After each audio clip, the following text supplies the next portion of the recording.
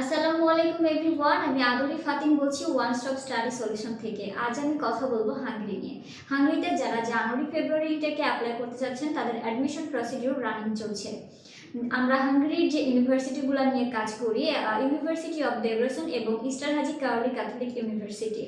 University of ডেব্রেসনে result requirement লাগে হচ্ছে এসএসসি এবং এইচএসসিতে মিনিমাম 3.50 আপ থাকতে হয় ব্যাচেলরদের জন্য, এবং মাস্টার্স প্রোগ্রামের জন্য ব্যাচেলরের রেজাল্ট থাকতে হবে 3 আপ। কারণ ইউনিভার্সিটি অফ ডেব্রেসনের রেজাল্ট রিকোয়ারমেন্ট ওরা একটু বেশি চেয়ে থাকে।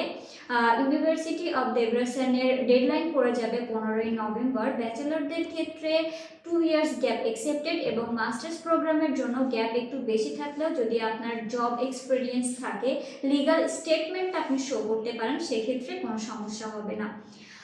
এবং ইউনিভার্সিটি অফ ডেব্রেসনের ব্যাপারটা তো গেল। এখন ইস্টারহাজি কাওলি ক্যাথলিক ইউনিভার্সিটিতে এসএসসি এবং এইচএসসি সহ আপনার মাস্টার্স প্রোগ্রামের ব্যাচেলারের যে রেজাল্টটা টোটালটা মিলে 60% মার্ক আপ থাকলেই এনাফ একটা স্টুডেন্টের জন্য, এবং এখানে গ্যাপও একটু বেশি থাকলেও কোনো সমস্যা নেই। ইউনিভার্সিটি অফ ডেব্রেসন এবং ইস্টারহাজি কাওলি ক্যাথলিক ইউনিভার্সিটিতে ব্যাংক স্টেটমেন্ট দেখাতে হবে আপনার 15 থেকে 20 লাখের মতো।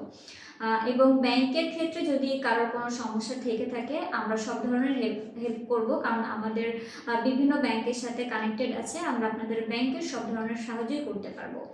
এছাড়াও আপনার আইএলটিএস এর যে ব্যাপারটা অনেকের কনফিউশন থাকে, সেটা হচ্ছে উইদাউট আইএলটিএস এ এমওয়াই দিয়ে আপনারা অ্যাপ্লাই করতে পারবেন, কোনো সমস্যা নেই। কিন্তু অ্যাম্বাসি ফেস করার আগে আইএলটিএসটা দিতে হবে, কারণ আইএলটিএস ছাড়া একটা ফাইল আসলে স্ট্রং করা পসিবল হয় না।